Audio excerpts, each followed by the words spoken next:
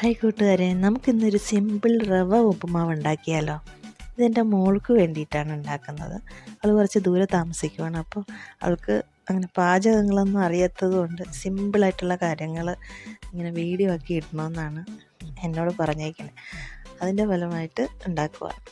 അപ്പോൾ ഒരു 150 ഗ്രാം റവ ഞാൻ റോസ്റ്റ് ചെയ്ത് മാറ്റി വെച്ചിട്ടുണ്ട്. ഇനി നമുക്കത് എങ്ങനെയാണ് ഉണ്ടാക്കണം എന്ന് നോക്കാം. ഒരു ചീനച്ചട്ടി വെച്ച് വെളിച്ചെണ്ണ ഒഴിച്ച് കടുക് പൊട്ടിച്ച് ഉഴുന്ന് പരിപ്പിട്ട്, കറിവേപ്പിലയില്ല അതുകൊണ്ട് ഇട്ടില്ല, ഒരു മീഡിയം സൈസ് സവാള, കുറച്ച് പച്ചമുളക്, കുറച്ച് ഇഞ്ചി, ഇതെല്ലാം ചെറുതായിട്ടൊന്ന് ചോപ്പ് ചെയ്ത് നമുക്കൊന്ന് വഴറ്റിയെടുക്കാം.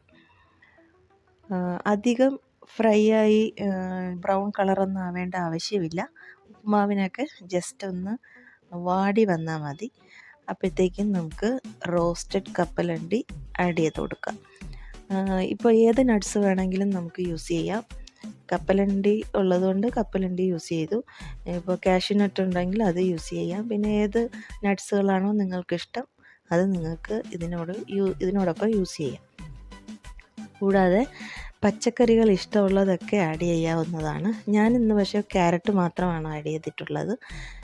ഇതിൽ ബീൻസ് ആഡ് ചെയ്യാം, മട്ടർ ആഡ് ചെയ്യാം, അതായത് ഗ്രീൻ പീസ് ആഡ് ചെയ്യാം.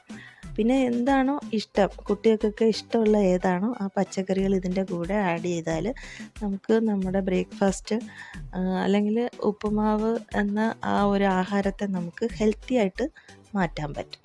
വെറും കാർബോഹൈഡ്രേറ്റ് മാത്രം കഴിക്കാതെ അതിലുള്ള നട്ട്സുകളും പച്ചക്കറികളും എല്ലാം കൂടി ഒരുമിച്ച് കഴിക്കുമ്പോഴത്തേക്കും അത് നല്ല ഒരു സമ്പൂർണ്ണമായ ആഹാരമായി മാറും. അതുകൊണ്ടാണ് നമ്മൾ എന്തുണ്ടാക്കണമെങ്കിലും ഈ നട്ട്സും വെജിറ്റബിൾസും ഒക്കെ കൂടുതൽ യൂസ് ചെയ്യുന്നതെന്ന് പറയുന്നത്.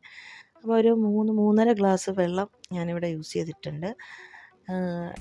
ഈ ഉപ്പ് ഈ സമയത്ത് തന്നെ ഉപ്പിട്ട് അത് നല്ലോണം തിളച്ച് വരുമ്പോഴത്തേക്കും ഉപ്പ് നോക്കുക.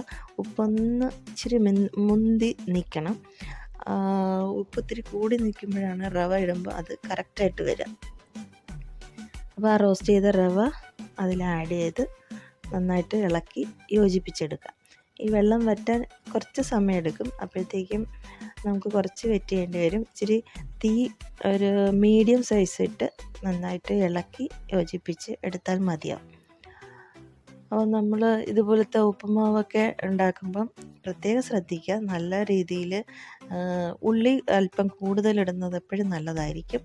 നട്ട്സുകൾ ഉപയോഗിക്കുക, പച്ചക്കറികൾ ഉപയോഗിക്കുക. ഇത് റിപ്പീറ്റ് ചെയ്ത് പറയണത്, അത് നമ്മൾ വെറും റവ മാത്രം ഉണ്ടാക്കി കഴിക്കുന്നതിനേക്കാൾ വളരെ ആരോഗ്യകരമായിരിക്കും നമുക്ക് കഴിക്കാൻ.